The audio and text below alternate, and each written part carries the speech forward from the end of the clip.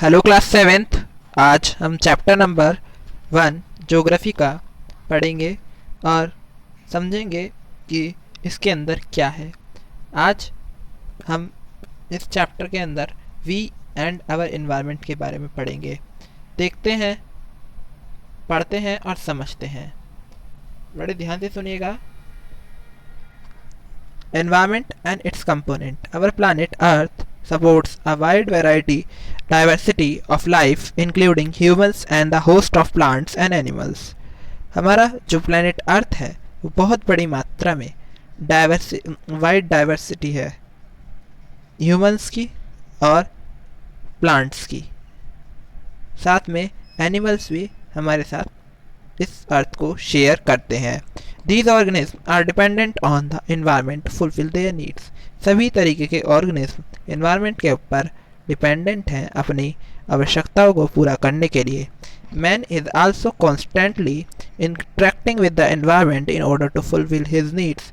Man भी सीधे तौर पर एनवायरनमेंट के ऊपर ही डिपेंड है अपनी आवश्यकताओं को पूरा करने के लिए। These needs include oxygen for breathing, food and shelter, in addition to the social needs like communication, transportation, entertainment, healthcare, etc. उन नीड्स में, आवश्यकताओं में ऑक्सीजन जो इंसान को चाहिए होती है एनवायरनमेंट से, वो है ऑक्सीजन सांस लेने के लिए, खाना, पानी, रहना जो वो रिसोर्सेज से लेता है, एनवायरनमेंट से लेता है, और उसकी कुछ सामाजिक ज़रूरतें भी होती हैं जैसे कि कम्युनिकेशन, ट्रांसपोर्टेशन, entertainment, healthcare आदि। The things that man require for his survival and comfort are called resources. इंसान के आराम के लिए बनाई गई चीज़ें और इंसान को जिनकी आराम के लिए ज़रूरत होती है, ऐसी चीज़ें रिसोर्सेज कहलाती हैं।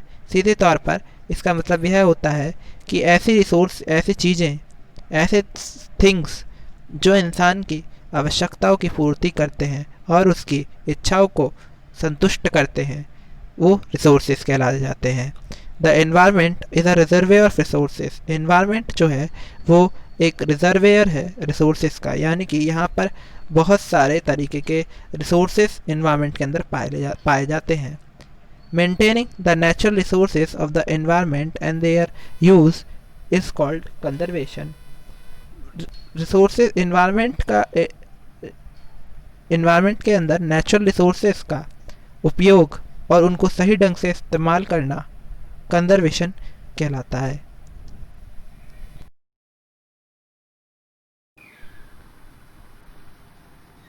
The conservation of environment involves the conservation of natural resources. Environment conservation में ही एनवायरनमेंट का और नेचुरल रिसोर्सेज का कंजर्वेशन होता है। यानी कि अगर हमने एनवायरनमेंट को कंजर्व करते हैं तो हम नेचुरल रिसोर्सेज को भी कंजर्व करते हैं। Environment is defined as the surroundings in which an organism leave.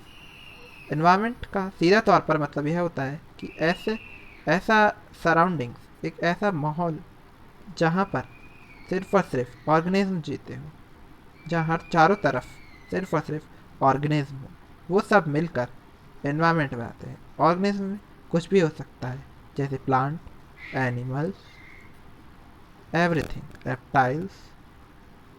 In other words, everything around us and affecting us is called environment. हर चीज़, दूसरे शब्दों में समझें कि वो हर चीज़ जो हमारे चारों तरफ है और हमें अफेक्ट करती है वो एनवायरनमेंट कहलाती है। The term environment refers to all the external conditions in which an organism lives. ये environment का सीधा तौर पर मतलब होता है कि सारी बाहरी चीज़ें जो एक ऑर्गेनिज्म, जिसकी वजह से ऑर्गेनिज्म जीता है। It is derived from the French word envar, which means to surround. ये फ्रेंच वर्ड से निकला शब्द है एनवायरनमेंट, जिसका एनवायरन मीन्स होता है surround. Geography also studies the inter relationship between human being and their environment geography जो होती है वो ह्यूमन बींग्स और एनवायरनमेंट के बीच के रिलेशनशिप को पहचान पढ़ाती है और समझाती है। Based on the origin, environment can be classified into two major component. Origin के बेसिस पर एनवायरनमेंट के दो पार्ट्स हैं, नेचुरल एनवायरनमेंट और human made environment. The environment that consist of all objects that created by nature is called natural environment. ऐसे objects जो nature द्वारा बनाए गए हैं वो नेचुरल एनवायरनमेंट कहलाए जाते हैं।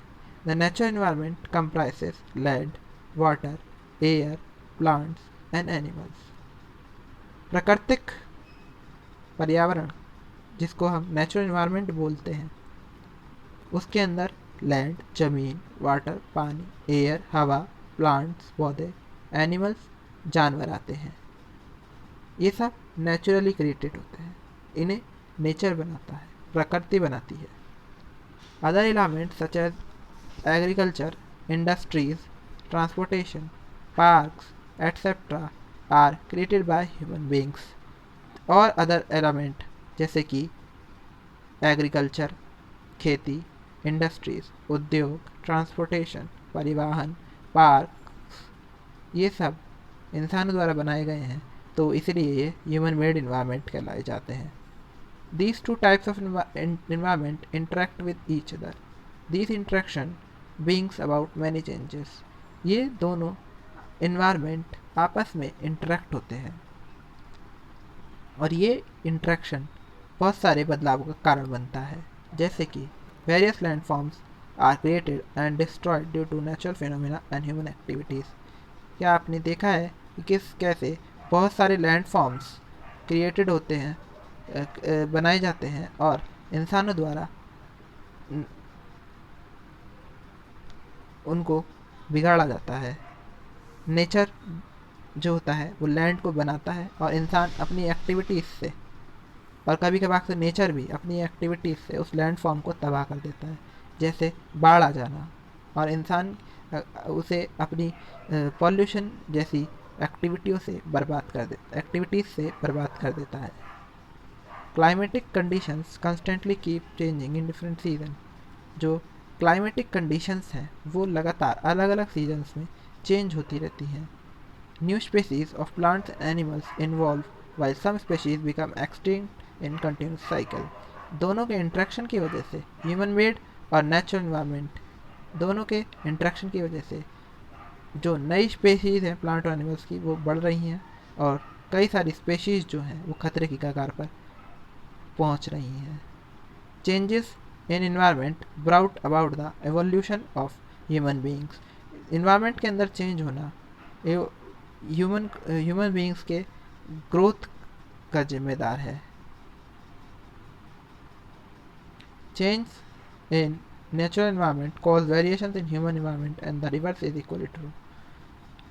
नेचुरल एनवायरनमेंट के अंदर चेंज होना ह्यूमन एनवायरनमेंट के अंदर भी कुछ ना कुछ बदलाव के परिणाम जरूर देता है। और एक और main important cheese, world environment day is observed on 5 जून। ये याद रखिएगा, वर्ल्ड एनवायरनमेंट डे हर साल 5 जून को मनाया जाता है। और बाकी हम अगले वीडियो में पढ़ेंगे, ऑडियो में पढ़ेंगे।